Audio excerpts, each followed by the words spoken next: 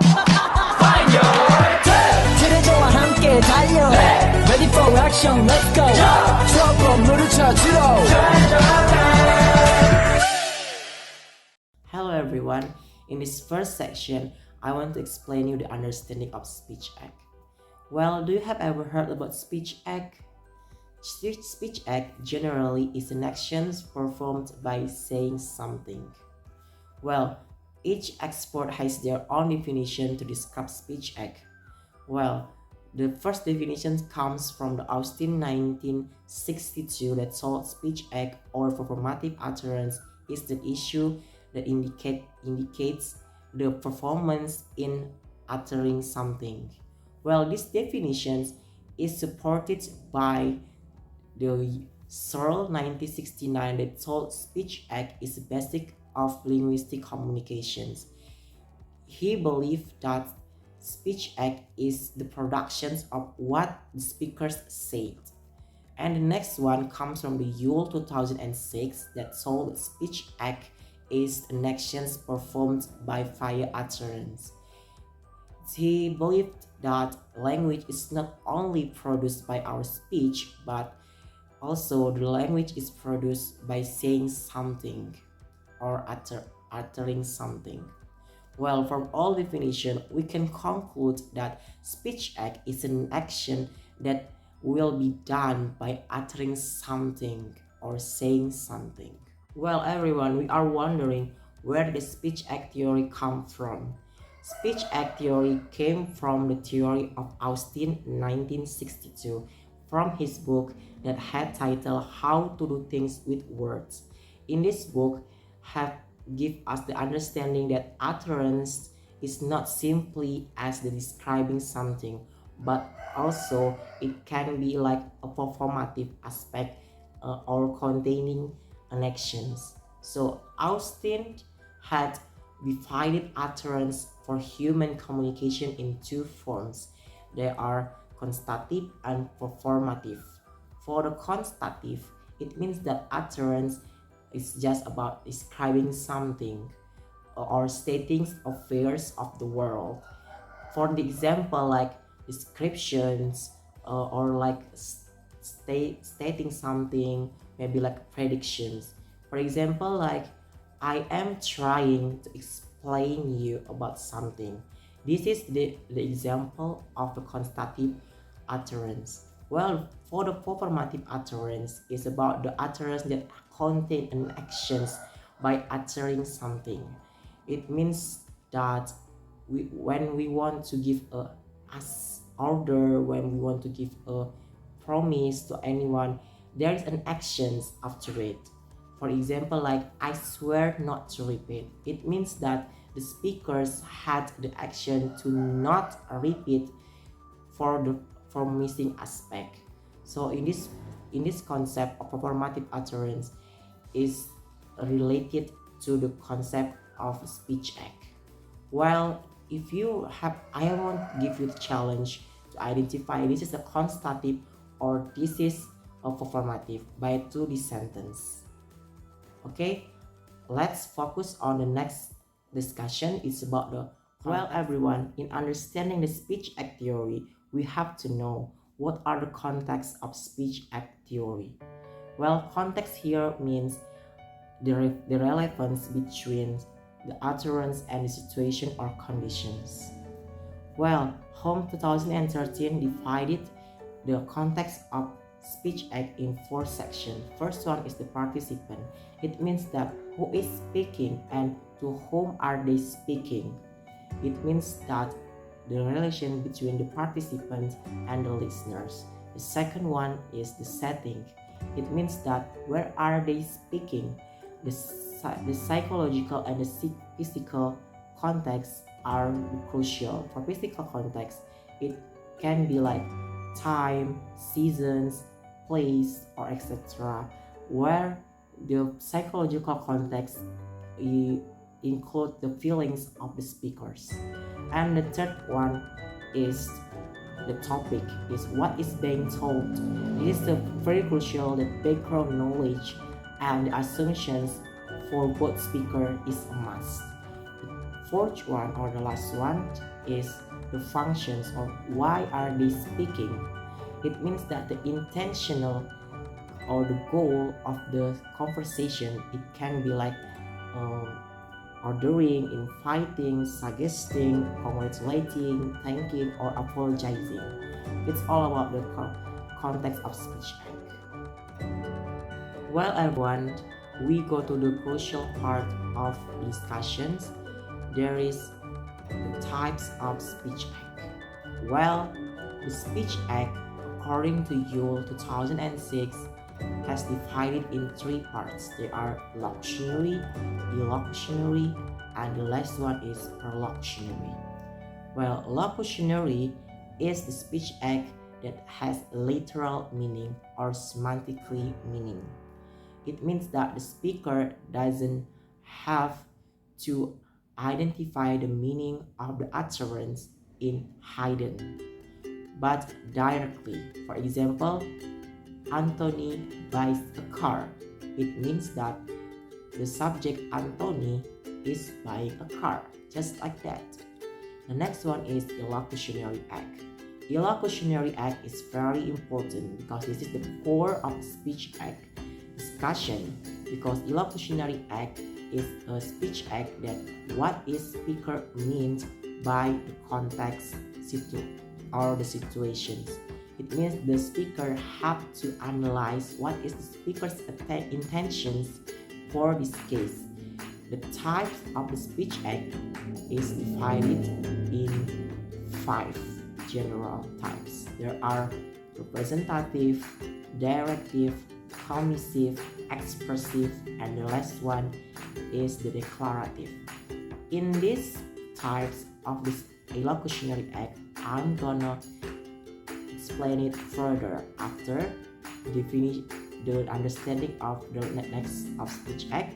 There is a perlocutionary act. So perlocutionary act is the effect or the reactions of the listeners after the illocutionary act.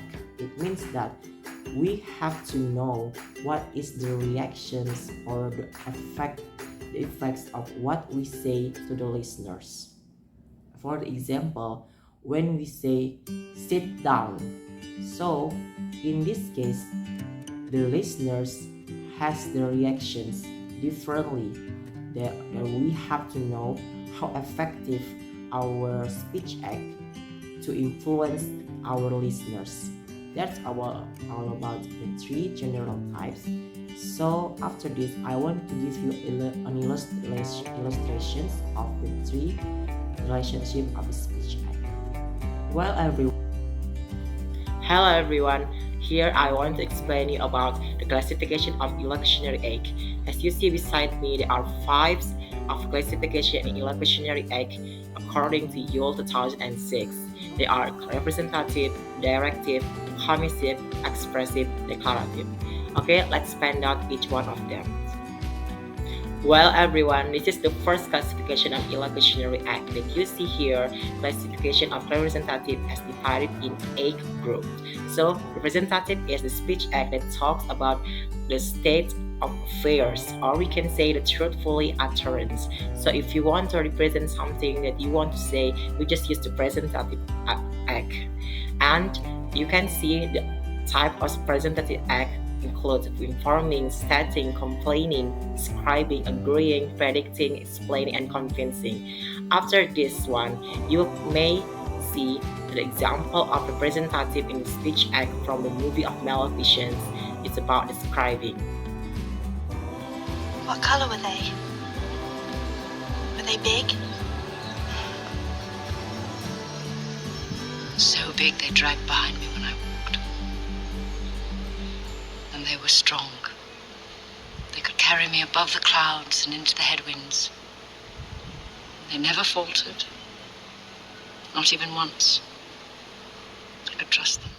Well, we go to the next classification of illocutionary act. It means directive speech act. So, in this speech act, the directive speech act allows the speakers to direct the listeners to perform some future act when they utters. So, the classification of direct speech act, including warning, which means the prohibitions, commanding, suggesting, questioning, requesting, and fighting. And after this one, you may see the example of direct speech in movie clips of Maleficent is about commanding. Let's go. Bring me ahead. Battalion!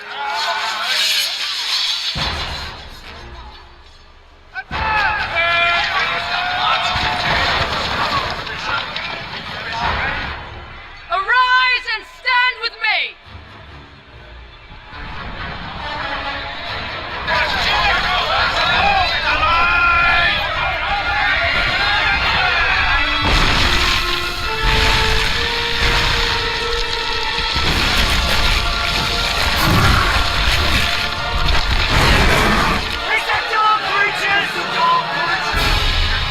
Hello everyone, we come back to the third part of the illocutionary speech act. It is commissive. So commissive basically is about speakers commit themselves about the future act they made in utterance they said before. So in this part, you may see the two types of commissive. They are pledging and promising. Basically, two of them are same, but pledging is the formal way of promising. After this one, you may see the video of clips in a movie of Maleficent is about How did you promising. do that to me? You said anything I need. Yeah, but not a dog. It was a wolf, not a dog. It's the same thing. They're dirty, vicious, and they hunt birds. Fine. Next time I'll turn you into a mealy worm. Well, I'll be a mealy worm, gladly. Anything but a filthy stink. Hi everyone, it is the fourth of classification in illocutionary act that we know is expressive speech act. So expressive speech act focusing on how the speakers express their feelings into their utterance. So there are so many parts in our life that indicates the speech act of expressive. There are such as a greeting, apologizing, dislike, compliment, thanking, hoping, angry, and regretting. Well, after this one, you may see the example of the expressive speech act in apologizing. Thank you.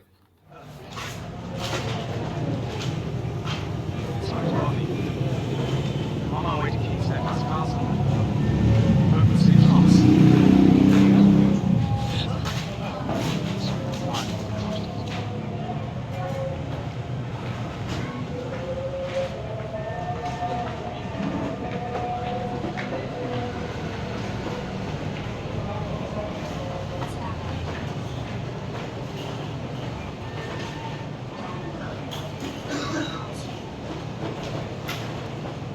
Hello everyone, we are in the last part of this illocutionary act.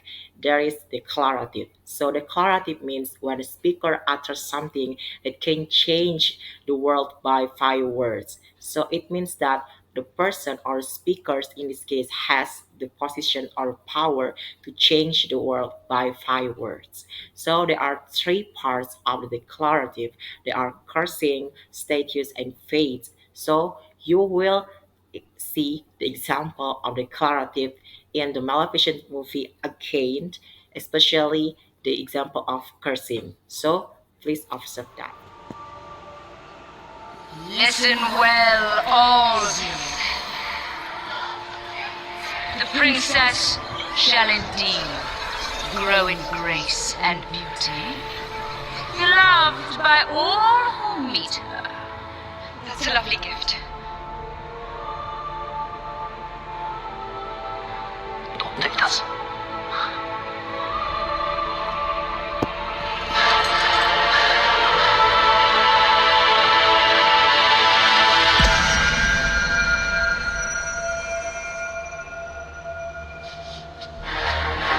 But Before the sun sets on her 16th birthday, she will prick her finger on the spindle of the spinning wheel and fall into a sleep like death, a sleep from which she will never awaken. well, I suppose don't take us. I'm begging you. I like you, begging. Do it again.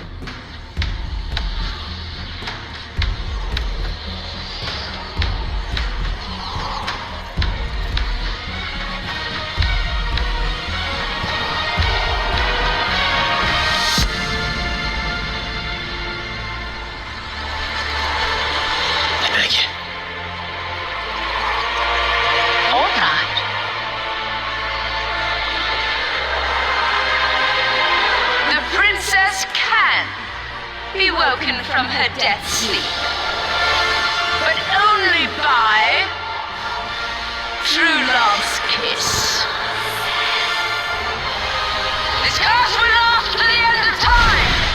No power on earth can change it. Hello everyone. After we know the identification of illocutionary act, it's important how to connect all of this type in a speech act type. So in this part, this is the last discussion for us to discuss about the speech act type. So after we know allocutionary, illocutionary, and perlocutionary, it is important to apply those meanings in a real life situation, such as on me. The signs told that awas anjing galak in Indonesian language, it means that a warning about a dog. So this is important to analyze the sign on me to the three parts of the speech act. First one is locutionary. Locutionary means the literal meaning. So in this time, this is a very important that in the locutionary act, this is just information for the listeners or the readers that there is a kind of often of fierce dog such as German Shepherd to be avoided in that area. And after we know the locutionary act, we have to know the illocutionary. So we have to identify what is speaker's meaning about it.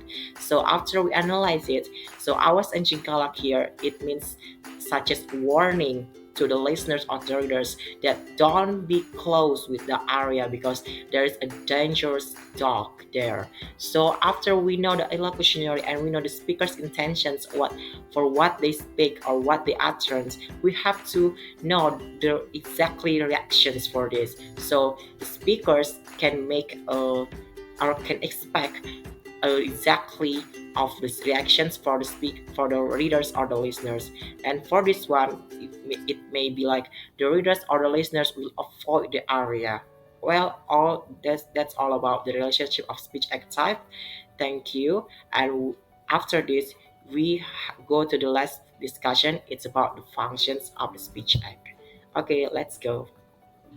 There are 7 functions in speech act theory according to Puspitasari 2020. The first one is instrumental function. It means that speech act is a tool to cause or an event or actions. The second one is regulatory function. It means that speech act is a tool of regulating the behavior. The third one is representational functions. It means that the speech act as a tool to represent the facts. The fourth one is the interactional function. The interactional function means that the speech act is the tool to represent the relationship between the speaker and the listeners. The fifth one is personal function. It means that speech act as a tool to express the feelings, emotions, personal or the reactions from the speaker or the listeners. The sixth one is the heuristic function. It means that this speech act is a tool to form a conclusions based on general experience. The last one is the imaginative functions. It means that speech act is the tool to creating systems or imaginative visions for the speakers. That's all about the functions of speech act.